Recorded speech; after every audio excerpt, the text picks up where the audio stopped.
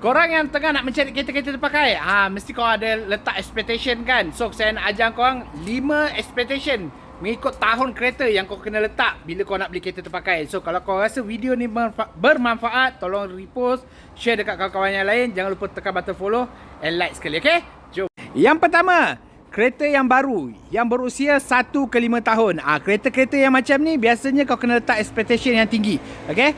At least kereta tu mesti nampak macam 95% macam kereta baru, okay? At least kalau dapat dia punya mileage yang lebih bawah 100,000 memang terbaik. Contoh macam kereta-kereta yang ni, kau boleh dapatkan bawah 100,000 punya mileage, condition 95% macam baru, tak ada cala yang heavy, setakat cala-cala halus, dalam interior kemas, body semua masih cantik lagi. Itu yang dipanggil 95% guys. Yang kedua, kereta yang berusia 6 ke 10 tahun. Yang ni kereta-kereta yang biasanya dah lama sikit dah, tapi kena condition cantik juga. At least 90% kereta baru. Okay? Kereta-kereta macam ni biasanya tahun 2020 ke 2016 punya kereta.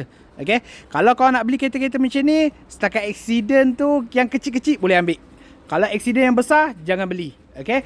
Make sure dalam punya interior pun cantik juga. Tak ada terlampau teruk sangat, ada koyak sana koyak sini.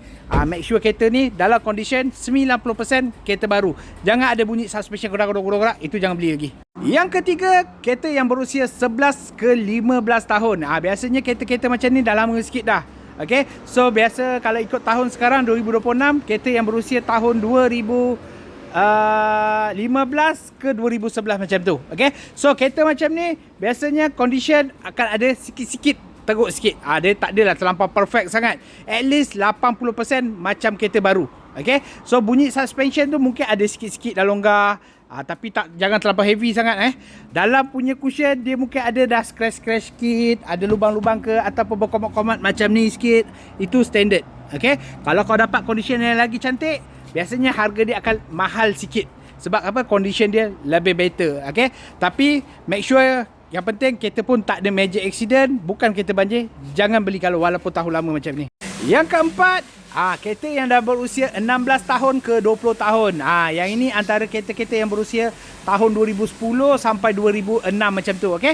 So kalau kena letak expectation, kereta-kereta macam ni, cat biasanya akan buruk sikit. Dia punya cat memang dah makan dah. Okay? Tapi kalau kau dapat cantik macam ni, rezeki lah tu. Okay? Untuk bahagian interior dia, jangan cakap, biasanya memang akan ada capuk-capuk sikit dan takkan perfect sangat macam ni. Dia akan nampak ni kan. Okay? Tapi kalau used car tu dah buat balik, dah repair balik, dia memang akan lebih cantik lah. So biasanya dia akan dapat bonus lah kat situ, rezeki.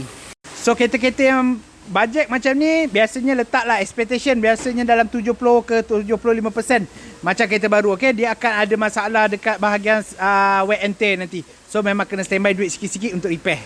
Kereta-kereta macam ni, bahagian enjin, gearbox memang kena check betul-betul. Make sure bukan kereta-kereta yang dah masuk air, yang pernah makan blok, dah gearbox problem. Okay? So kena banyak lebih inspection dia. Last kali, kereta yang berusia 20 tahun dan ke atas. Ini biasanya kereta tahun 2005 dan ke belakang lah. Okay, kereta-kereta macam ni jangan tengok accident dengan banjir sangat lah.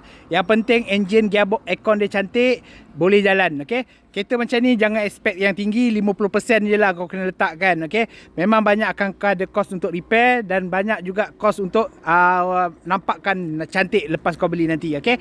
Kereta-kereta macam ni biasanya orang dah pakai pergi ke ladang-ladang. Okay? Kalau kau dapat condition yang cantik, biasanya demand untuk harga dia memang akan lebih tinggi.